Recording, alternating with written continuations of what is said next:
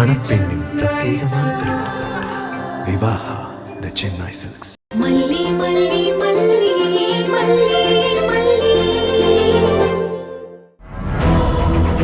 இந்தம்மா கார்ல வந்த பெரியம்மா, நீங்க நல்ல எண்ணத்துல என்கிட்ட வீட்டை வாடகைக்கு கேட்கல, அன்னபூர்ணியம்மா குடும்பத்தை பழி வாங்கறதுக்காக வந்து நிக்கிறீங்க. உங்களை மாதிரி ஆளுங்களுக்கு வாடகைக்கு வீட்டை கொடுத்தேன்னா நான் விளங்குவேனா? இல்ல நிம்மதியா தான் இருக்க முடியுமா? வீடெல்லாம் இல்ல, போங்கம்மா.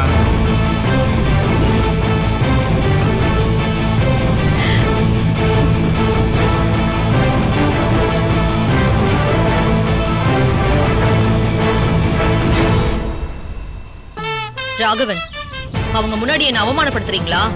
இந்த ராஜேஸ்வரி யாருன்னு தெரியாம நீங்க பேசிட்டு இருக்கீங்க. ஏய், நீ யாரு, எப்படிப்பட்டவன்னு உன்னை பத்தி டாப் டு பாட்டம் எனக்கு தெரியும். அதான் அந்த மனுஷன் உன்னை போன்னு சொல்லிட்டாருல, அப்புறம் என்னத்துக்கு சூடு சோரணை இல்லாம இங்கேயே நின்னுட்டு இருக்க? முதல்ல எடுத்து காலி பண்ணு. நீ நின்ன இடத்த மஞ்சள் தண்ணி தெளிச்சு சுத்தம் செய்யணும். முதல்ல கிளம்பு. அட கிளம்புங்கறல.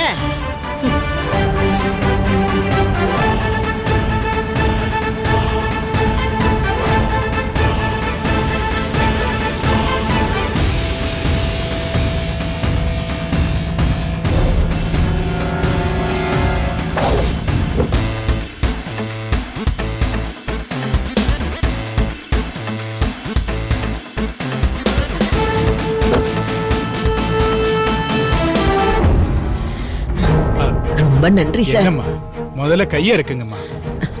நீங்க எனக்கும் என் குடும்பத்துக்கும் உதவி செஞ்சப்ப காசு பணம் பார்த்தா செஞ்சீங்க. இப்ப நான் காசு பணத்தை பார்த்து உங்களை போக சொன்னேன்னா என் குடும்பமே என்ன மதிக்க. சார் சார், நாளைக்கு எனக்கும் அதான நடக்கும். இங்க பாருங்க, இத உங்க வீடா நினைச்சுக்கங்க. மல்லி, உனக்கு சேர்த்துதாம்மா சொல்றேன். அன்னபூர்ணியம்மா உங்களை பத்தி எல்லாம் சொல்லிட்டாங்க. நீங்க எல்லாம் ஒரே குடும்பமா இருக்கிறது எனக்கு சந்தோஷமா இருக்கு. நீங்க சொந்தமா வீடு வாசல் கட்டி அங்க போற வரைக்கும் இங்க தாராளமா இருக்கலாம். ரொம்ப நன்றி.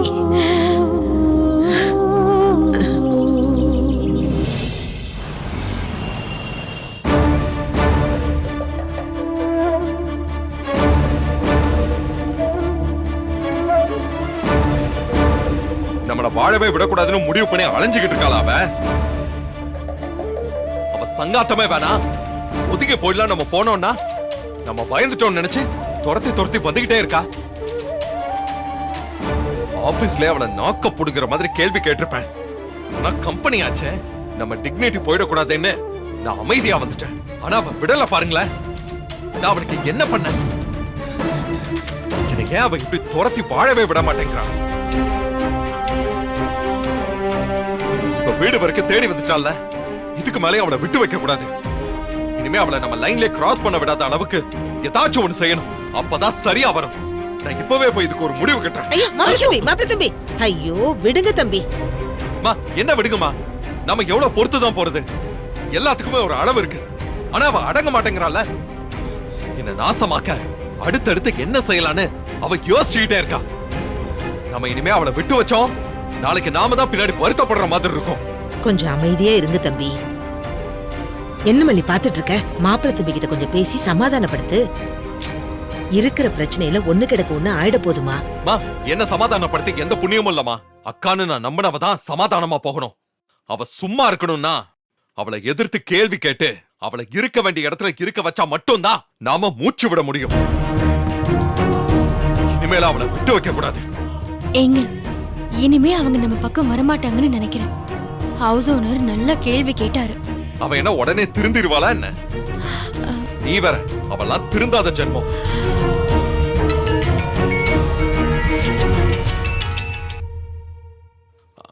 அரவிந்த் சொல்லுங்க.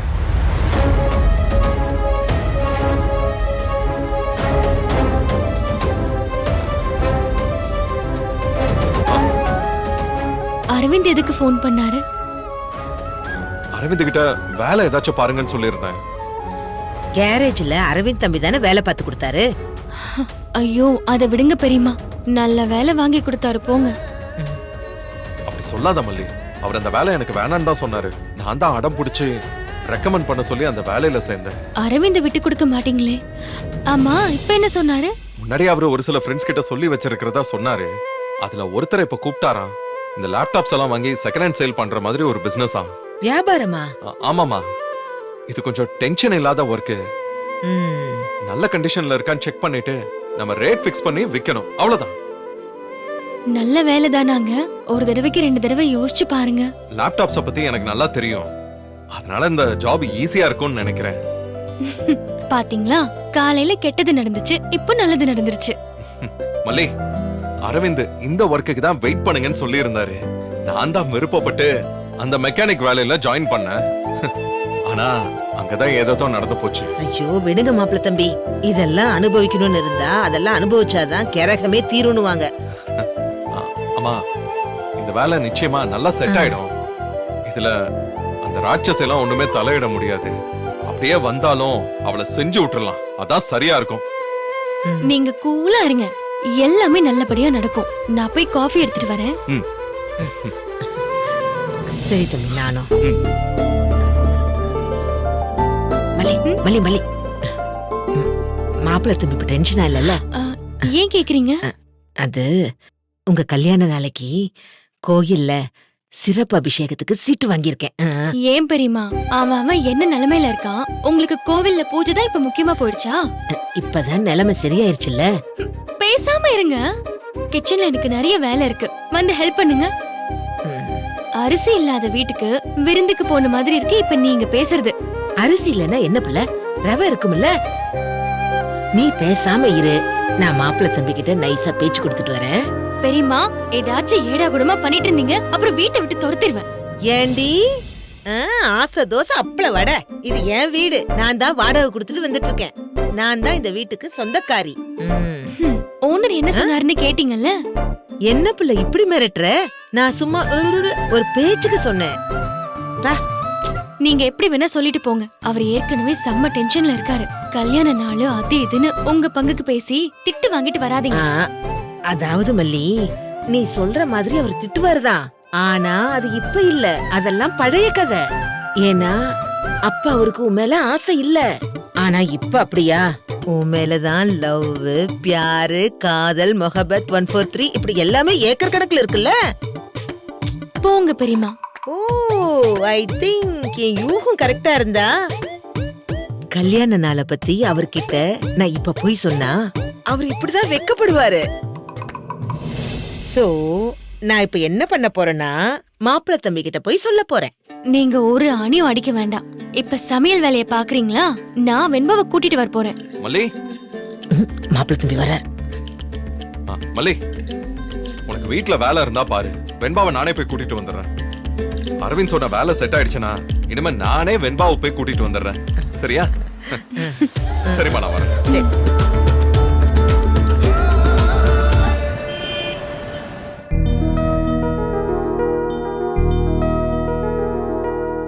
ஐயா, வாங்க வாங்க. வணக்கம். வாங்க. நீங்க வரதுக்கு லேட் ஆயிடும்னு நினைச்சேன். பக்கத்துல ஒரு கல்யாண முகூர்த்தம் குறிக்கிறதுக்காக வந்திருந்தேன். ஆ? அப்படியே சரி உங்களை பார்த்துட்டு போலாம்னு வந்துட்டேன். ரொம்ப சந்தோஷம். நிசா, அவருக்கு ஏதாவது குடிக்கிறதுக்கு கொண்டாந்து கொடு. காஃபியா டீயா?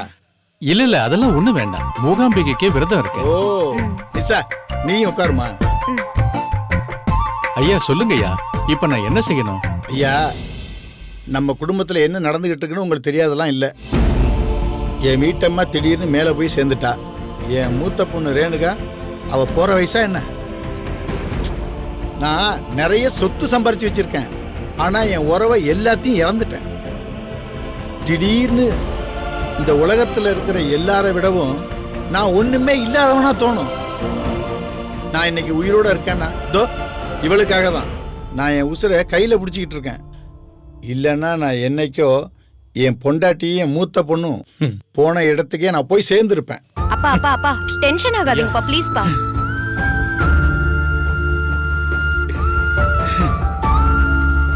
இந்தாங்கப்பா, தண்ணி குடிங்க.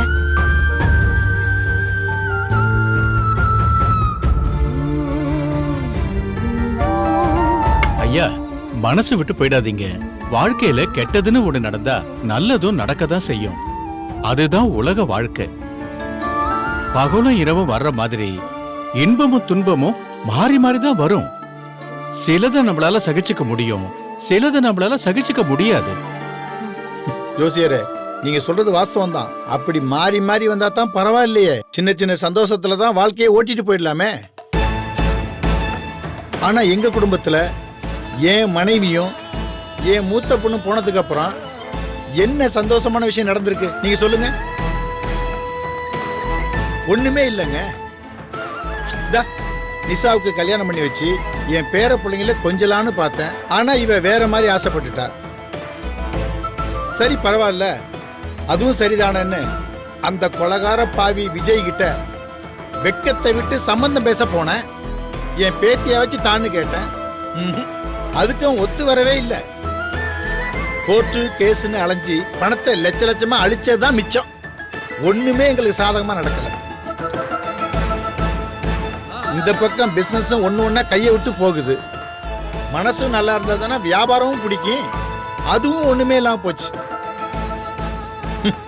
ஐயா, கொஞ்சம் என்னன்னு பார்த்து சொல்லுங்க. ஏதாச்சும் தாண்டி வரத்துக்கு வழி இருக்கா, இல்ல இப்படிதான் அழிஞ்சு வீணா போப்பான்னு பாருங்க. அப்படிலாம் பேசாதீங்க ஐயா. எல்லாத்துக்கும் தெய்வம் ஒரு வழி வச்சிருக்கோம். தைரியமா இருங்க.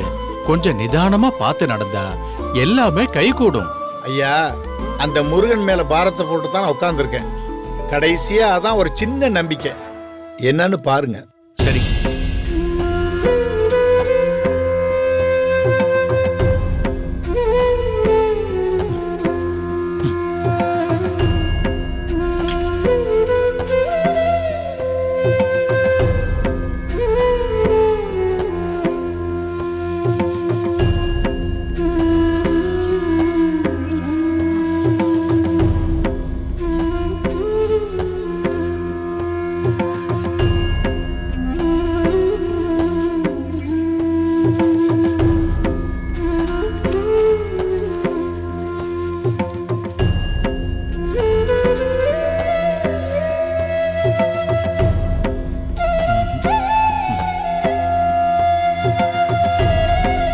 சரி, பழசு விடுங்கய்யா. இப்ப இருக்கிற ஒரு பிரச்சனையை தீர்க்கிறதுக்கு ஒரு வழி இருக்கு. உங்க வீட்டு மகாலட்சுமிய திரும்ப இங்க கூட்டிட்டு வர்றது மட்டும்தான் உங்களுக்கு நல்லது.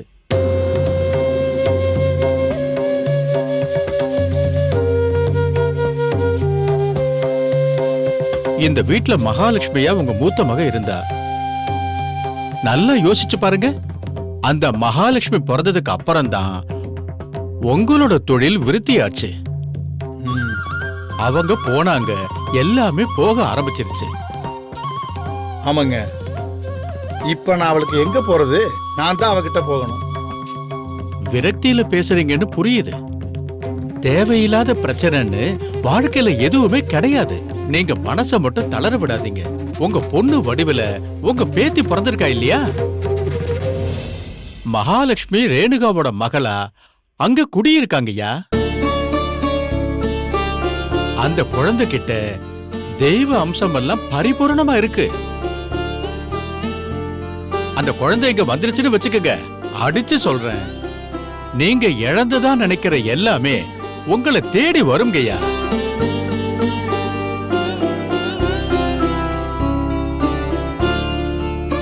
நான் சொல்லலைங்கய்யா, முத்தாலம்மனோட வாக்க சொல்றேன். அதுக்கான ஏற்பாடெல்லாம் என்ன பண்ணணுமோ பண்ணுங்க. அது ஒண்ணுதான் நீங்க கேட்கிற நிம்மதியை கொடுக்கும். எப்படியாவது உங்க பேத்திய அங்கிருந்து கூட்டிட்டு வர பாருங்க. அது ஒண்ணுதான் உங்க எல்லா பிரச்சனைக்கும் பரிகாரமும் தீர்வும். சரிங்கய்யா, நான் உத்தரவு வாங்கிக்கிறேன். இதாங்கய்யா. நல்லதுங்கய்யா, நான் வரேன். வரமா? சரி வாங்க. கேட்டியாமா? வெண்பா என் பேத்தி இல்லம்மா, இந்த வீட்டு மகாலட்சுமி. இந்த தடவை கோட்டை விட்டுறக்கூடாதுமா. எதை இழந்தாவது என் பேத்தியை நம்ம வீட்டுக்கு கூட்டிட்டு வந்தே ஆகணும். கண்டிப்பாப்பா. வெண்பா நம்ம வீட்டுக்கு வருவா. நம்ம வீட்ல அவ ஓடி ஆடி விளையாடுறத நீங்க உங்க கண்ணால பாப்பீங்க. இது நிச்சயம் நடக்கும்.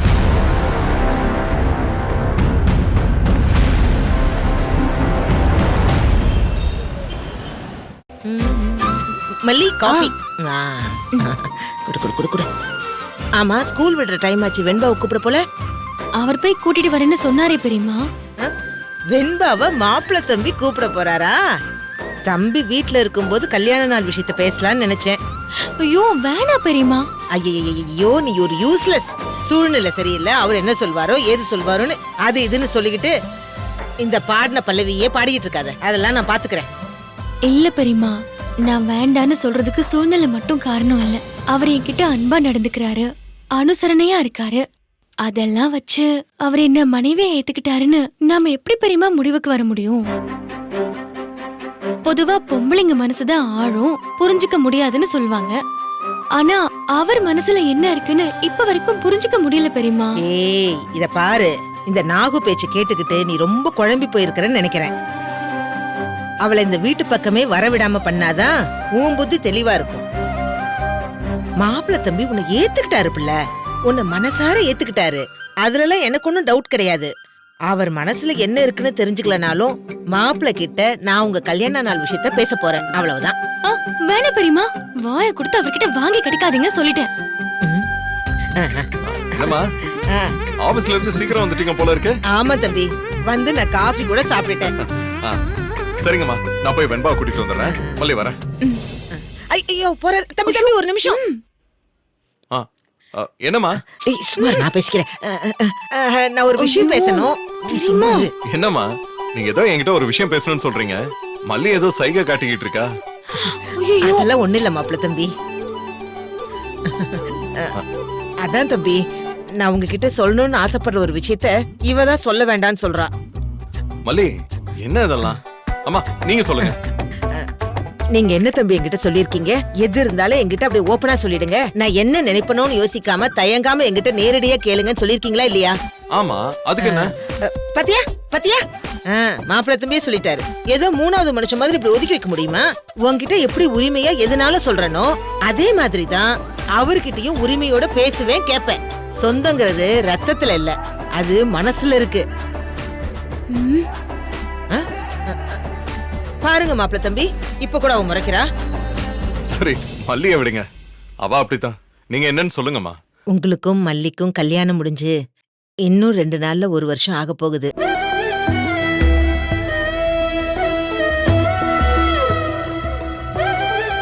மனுஷன் என்ன நினைச்சு பாக்குறாருன்னு தெரியலையே. பெரியமா செம்மையா வாங்க போறாங்கன்னு நினைக்கிறேன். இப்பதான் அவர் மூட மாத்தி சகஜ நிலைக்கு கொண்டு வந்த. கண்டிப்பா கத்த போறாரு, வாங்கட்டும். இவ்வளவு வேகமா காலம் ஓடுதில்ல. பாத்தியா பாத்தியா பாத்தியா பாத்தியா, நீ சொன்ன மாதிரி மாப்பிள்ள தம்பி சொல்றாரு. உங்க 2 பேருக்கு இடையில எவ்வளவு ஒத்துமை பாத்தியா? ஓ, மல்லியும் இப்படித்தான் சொன்னாளா? ஏன் மல்லி, நீயும் மறந்துட்டியா இல்ல ஞாபகம் வச்சிருந்தியா? ஐயோ அவளை விடுங்க தம்பி, அவளுக்கும் நான் தான் ஞாபகப்படுத்தினேன். அன்னைக்கு மட்டும் நீங்க உங்களை ஃப்ரீயா வச்சுக்குங்க. ஏமா ஏதாவது செலிப்ரேஷனா? அப்படிதான் வச்சுக்கோங்களேன். ஐயோ வேண்டாம் பெரியமா, செலிப்ரேட் பண்ற நிலைமையில தான் நம்ம இருக்கோமா என்ன? நீ கொஞ்சம் சும்மா இருக்கிறியா? நான் உன்கிட்ட பேசல, நான் மாப்பிள்ள தம்பி கிட்ட தான் பேசிட்டு இருக்கேன். மாப்பிள்ள தம்பி, அன்னைக்கு காலையில நம்ம கோயிலுக்கு போலாம். சிறப்பு பூஜை ஒண்ணு உங்களுக்காக நான் ஏற்பாடு பண்ணிருக்கேன். அம்பாள் திருக்கல்யாணத்துக்கும் பணம் கட்டியிருக்கேன். அன்னைக்குன்னு பார்த்து நான் அங்க போறேன் இங்க போறேன்னு சொல்லிடாதீங்க, இப்பவே சொல்லிட்டேன். கல்யாணத்தப்ப உங்களுக்கு என் மேல பயங்கரமா கோவம் வருத்தம் எல்லாம் இருந்திருக்கும். அதெல்லாம் நான் தப்புன்னே சொல்ல மாட்டேன் மாப்பிள்ள தம்பி. உங்க பக்கம் இருந்து பார்த்தா உங்க கோவம் எல்லாமே நியாயமானதுதான். அப்படியே திரும்பி எங்க பக்கம் பார்த்தா அதுவும் நியாயமானதுதான். எப்படியோ எல்லாம் அமைதியா நல்லபடியா அமைஞ்சது பாத்தீங்களா? அதுதான் அந்த ஆண்டவனோட ஏற்பாடுங்கிறது. கல்யாணங்கிறது சொர்க்கத்துல நிச்சயிக்கப்படுதுன்னு சும்மாவா சொன்னாங்க? பாருங்க, நீங்க மல்லி வெண்பான்னு ஒரு அழகான குடும்பமா இருக்கீங்க. என் கூட நீங்க எல்லாம் இருக்கிறதையும் இப்படி உங்களெல்லாம் குடும்பமா பாக்குறதும் எனக்கு எவ்வளவு சந்தோஷமா இருக்கு தெரியுமா? நீங்க வெளியில இருந்து பாக்குறதுக்கு சந்தோஷமா இருக்குன்னு சொல்றீங்க, ஆனா உண்மையிலேயே எங்களுக்குள்ள அப்படி சந்தோஷமெல்லாம் எதுவுமே இல்ல.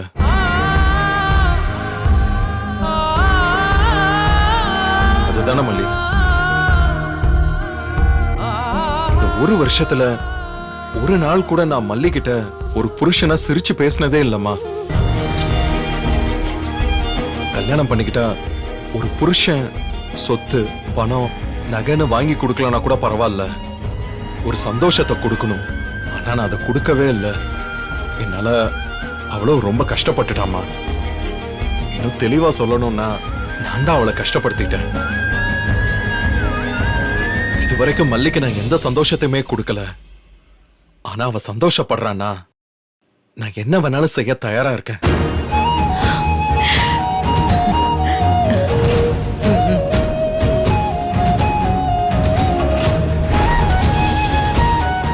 மணப்பெண்ணின் பிரத்யேகமான திருமணம் விவாஹா த சென்னை சில்க்ஸ். மணப்பெண்ணின் பிரத்யேகமான திருமணம் விவாஹா த சென்னை சில்க்ஸ்.